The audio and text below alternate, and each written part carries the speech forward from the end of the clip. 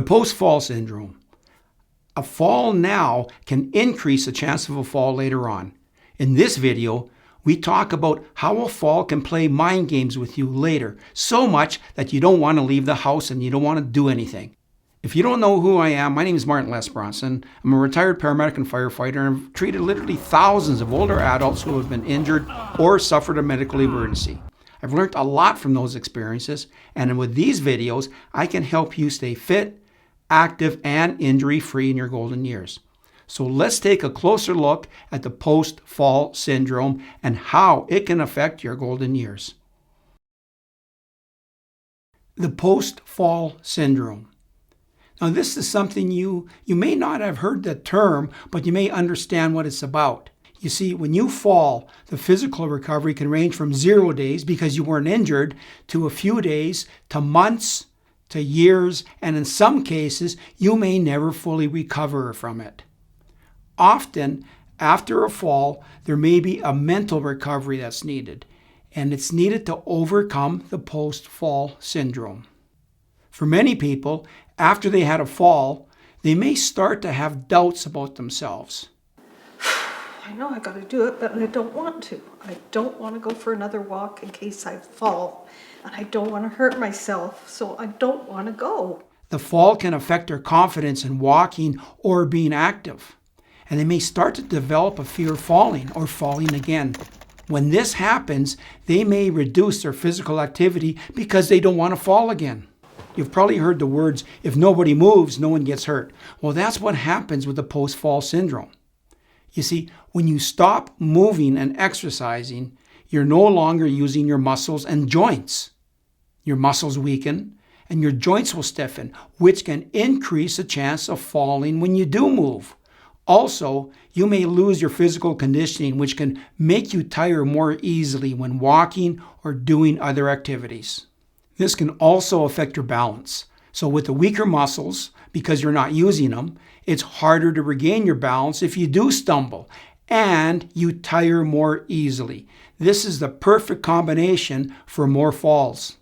It's like a catch-22. You fall, so you're afraid of falling again. So you do less activity, so you don't fall. Less movement equals a weaker body. A weaker body equals more falls, which equals afraid of falling again. So what can you do about this?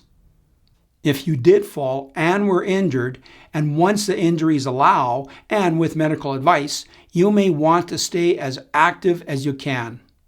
Now, this could be done in several ways. You want to rebuild your confidence.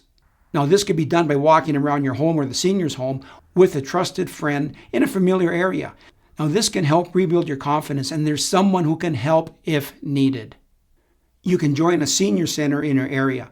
They may have gentle exercise programs you can take part in, or they may have organized walks. These activities can help you regain your confidence in walking and exercising and moving. Also, there's a great social aspect to this. You're meeting new people and you'll make new friends. Exercising is good, so is a social network. And this can improve your quality of life. But always check with your doctor before you start any new physical programs. So after a fall, don't let the fear of falling stop you from being as active as you possibly can. If you were injured in a fall, and once you get the A-OK from your physician or physiotherapist, go back to exercising. As in the old Nike commercial launched in 1988 said, just do it. Probably not to the extent you did in 1988, but still just do it. If you did fall and it hurts, as I mentioned before, never be afraid to get medical help.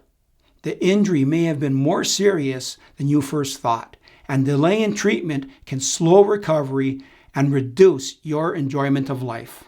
So what do you do if you do fall?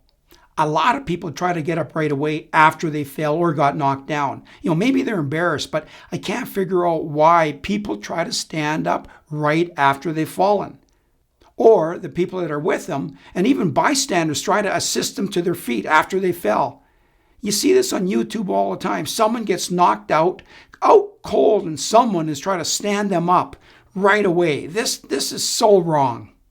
If you fall and you're not in immediate danger, like in the middle of a busy freeway where you shouldn't have been crossing in the first place, just relax and figure out what happened. If there isn't any immediate danger, there isn't a reason to try to spring to your feet. Assess yourself. I fell. Why did I fall? Do I hurt anywhere? Do I need help? Try to figure out, why did you fall? Did you fall because you were dizzy? Did you have chest pain and then you fell? In these cases, you need an ambulance.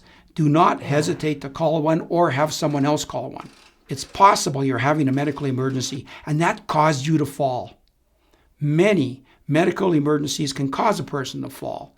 For example, your heart may slow down, that results in low blood pressure, and that could cause you to fall. A stroke or a mini stroke, also called it's a transient ischemic attack, and called a little or mini stroke, and that can cause you to fall. These are serious medical emergency situations, and we'll cover more of this in the emergency medical section. If you fell and you're not injured, slowly try to stand up if it's safe to do so. There isn't any rush. Take your time, unless you're in the middle of an icy road and cars aren't going to be able to stop, and that's a different story. Thanks for watching. Now, if you enjoy these videos, please like and subscribe to them. Also, feel free to add comments. There's a lot of life experience in the people watching these videos, and we can learn from each other, and this can help me make better videos for us.